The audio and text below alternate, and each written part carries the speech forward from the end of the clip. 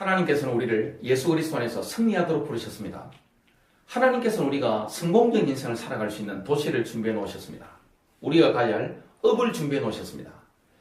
기쁨으로 하나님을 섬길 수 있는 교회 안의 포지션을 준비해 놓으셨습니다. 그래서 우리는 하나님의 뜻을 발견하고 따라가기만 하면 능히 승리합니다.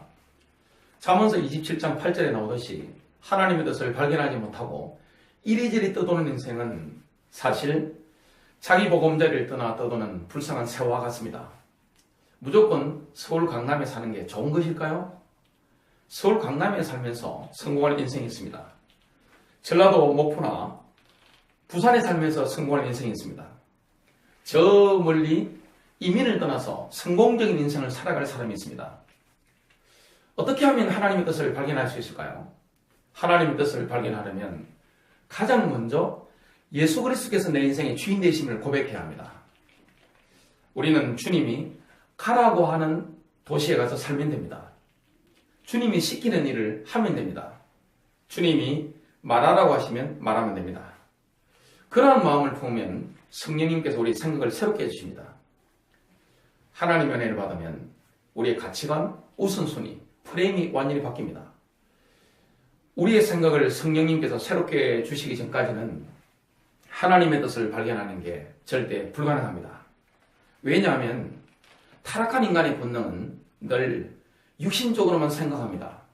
로마서 8장 7절에 말씀하시듯이 육신적인 생각은 하나님과 원수가 됩니다.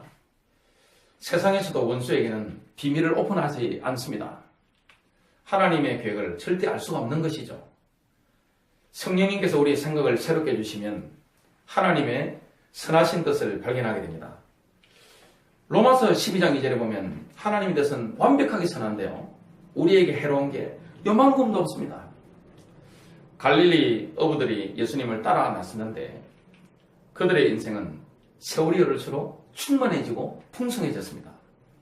또한 하나님의 뜻은 완전합니다.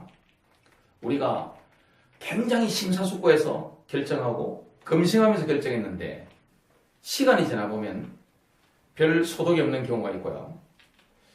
우연히 하나님의 뜻에 맞는 결정, 성령님의 인도를 따라 한 결정을 했는데 우리의 인생에 항로가 바뀐 경우가 있습니다. 하나님의 축복을 보는 것이죠. 결론 맺습니다. 예수 그리스도께서 내 인생의 주인이심을 고백하고 성령님께서 우리의 생각을 새롭게 하시면 하나님의 뜻을 발견하게 됩니다. 혹시 하나님의 뜻에 우리 인생을 맡기면 손해를 볼까요? 그 생각은 마귀가 주는 생각입니다.